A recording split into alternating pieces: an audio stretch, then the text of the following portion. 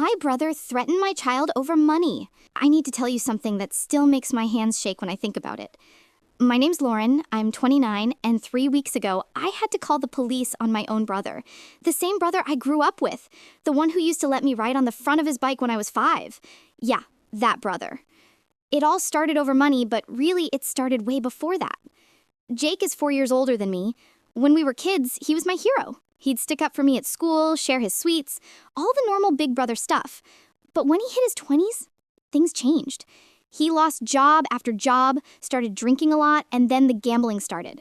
At first, it was just football bets on his phone. Then it was online poker at 3 a.m. Then it was payday loans to chase his losses. Mom and Dad bailed him out over and over until they literally couldn't anymore.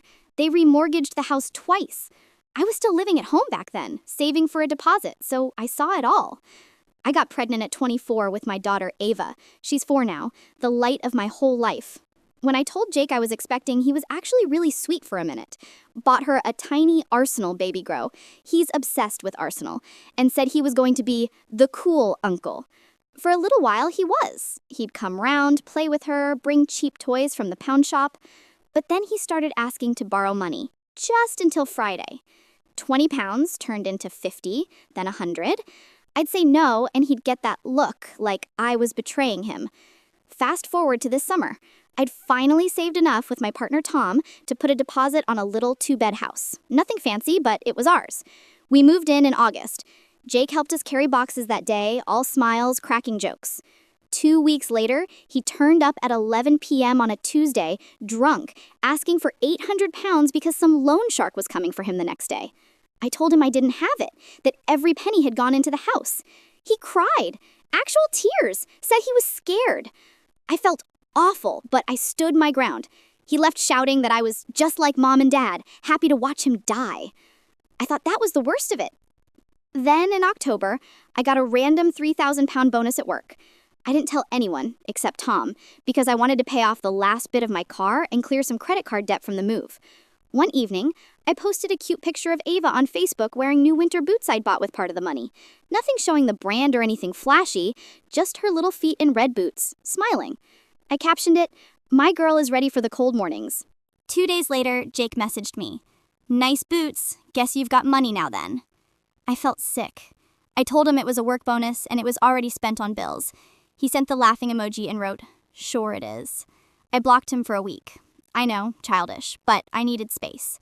Friday, November 8th. I remember the exact date because it was the day England played Greece and Jake is football mad. Tom was working late.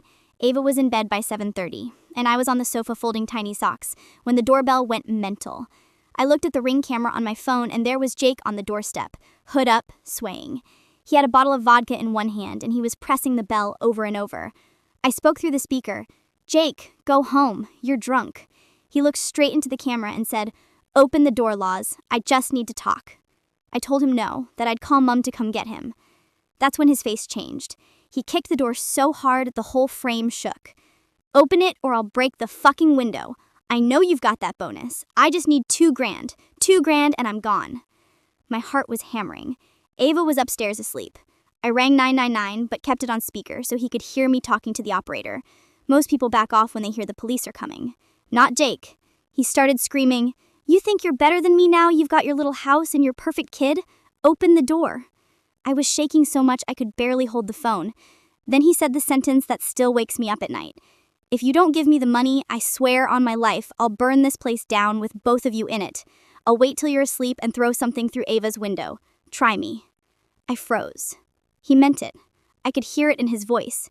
This wasn't my brother anymore. This was someone who'd lost everything to gambling and was happy to drag us down with him.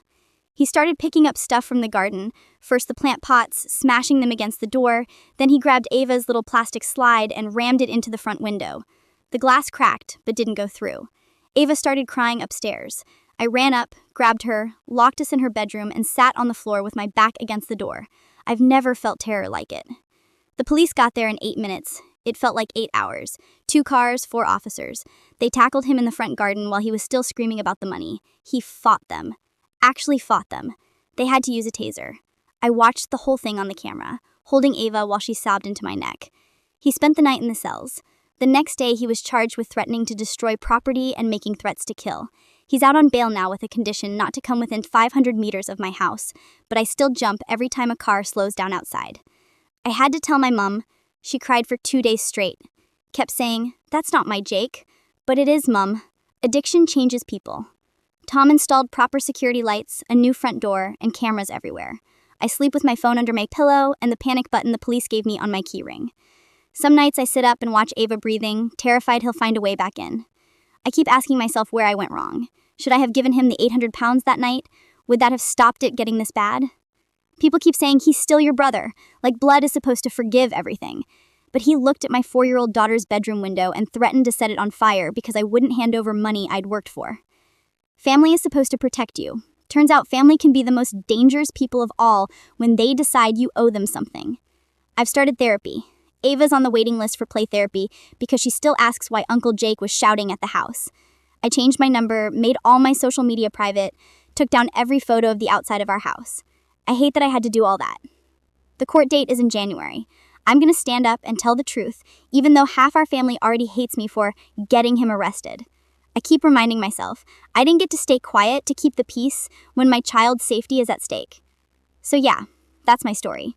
If you're watching this and you're scared of someone in your own family, please hear me. You're allowed to protect yourself and your kids. Blood doesn't give anyone the right to hurt you. You don't owe them your safety. Thanks for listening. I just needed to say it out loud somewhere.